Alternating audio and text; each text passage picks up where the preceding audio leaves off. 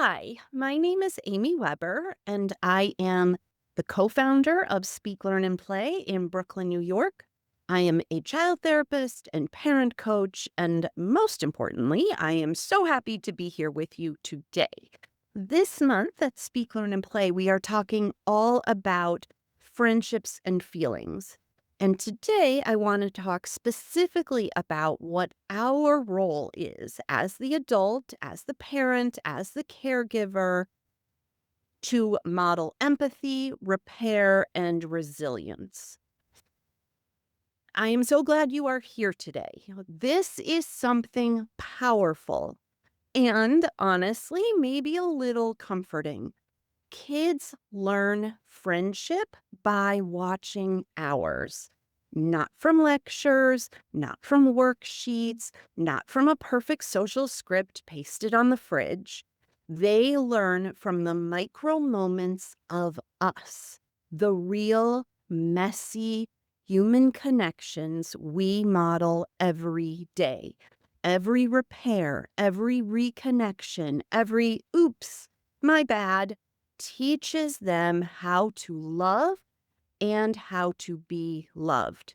So, what does this look like in real life?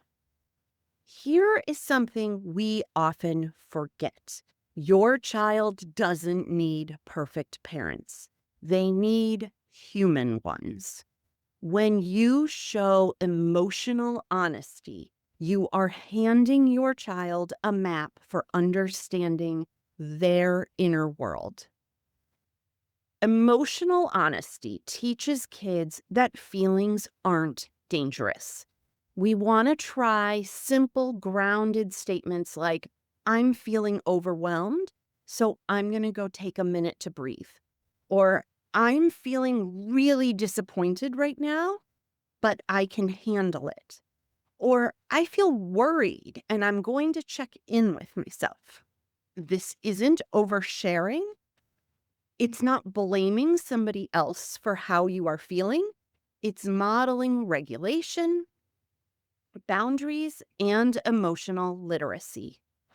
Apology is your superpower, not the I'm sorry you feel that way kind, the real kind.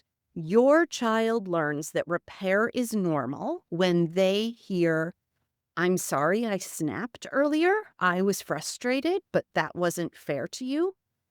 I didn't listen well. Can we try again? Or thank you for being patient with me. This teaches humility, accountability, trust, and the belief that relationships can survive bumps. Neurodivergent kids, especially, benefit from seeing that conflict does not equal catastrophe. Kids also learn by watching us handle misunderstandings in our own relationships. Kids learn how relationships work by watching how we navigate ours with our partners, with our co parents, with grandparents, siblings, strangers at Target. You don't need to pull your kid into adult problems, but you can model the steps of repair. We want to narrate the process, not the drama. That looks like Grandma and I misunderstood each other. We talked it through and figured out what we both needed. Or Daddy and I got frustrated, but we worked it out. We are a team. Or my friend and I disagreed, and then we took a break to calm down. This teaches them that misunderstandings are normal. Conflict doesn't break relationships, and repair is part of connection. We also want to try to model boundary setting without shame. It might sound like, I'm going to pause this conversation until I feel calmer. That didn't feel respectful to me, so I asked for space. Or I care about you, so I want to talk about this kindly. You're showing your child that boundaries and love can coexist. What are some family rituals that practice empathy and appreciation? Empathy does not magically appear. Kids develop it through repeated, predictable practice in safe environments. And that is also known as home. A daily or weekly ritual that builds connection might look like rose, thorn, bud. Something great, something hard, something you're looking forward to. Appreciation moments. One thing I appreciated about you today was regulation check-ins. How's your inside weather doing right now? A family gratitude circle. Quick, positive shout-outs. These rituals teach noticing, listening, perspective taking, and emotional language. We also want to practice micro acts of empathy. Some examples might be bringing someone a snack, holding the door, checking in when someone looks stressed, saying thank you and I appreciate what you did there.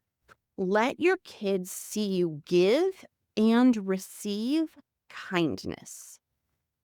And we want to celebrate repair like it's a win. Say things like, we had a rough moment and we fixed it. Look at us doing the repair thing. That was connection work. Kids learn that repair isn't punishment, it's love in action.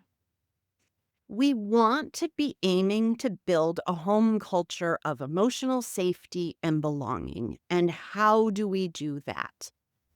Emotional safety skills look like being allowed to have feelings without shame, having calm adults who stay present, being heard and understood, having boundaries that feel predictable, and knowing mistakes aren't relationship ending.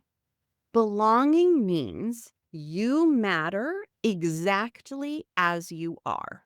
You can show this through interest in their passions, attuned listening, affirming their identity and ways of being, letting them have space to recharge, celebrating effort and not perfection, validating feelings even when limits stay in place. Home is the lab where kids practice being human. Kids learn conflict resolution, emotional recovery, communication skills, flexibility, empathy, resilience, how to repair when things go sideways. Your calm presence teaches them what safe connection feels like. And then they take that blueprint into the world. So, in closing, if you take one thing from today, let it be this. Your child learns friendship from the way you love, repair, and reconnect with them and with others. Every apology, every honest moment, every repair after a bad morning, it all becomes part of their internal model of how relationships work. You don't have to be perfect at this. You just have to be present. Your willingness to repair teaches them resilience. Your empathy teaches them compassion, and your steady love teaches them belonging. You are building the friendship skills that matter most simply by being in relationship with your child. Thank you so much for being with me today, and we'll see you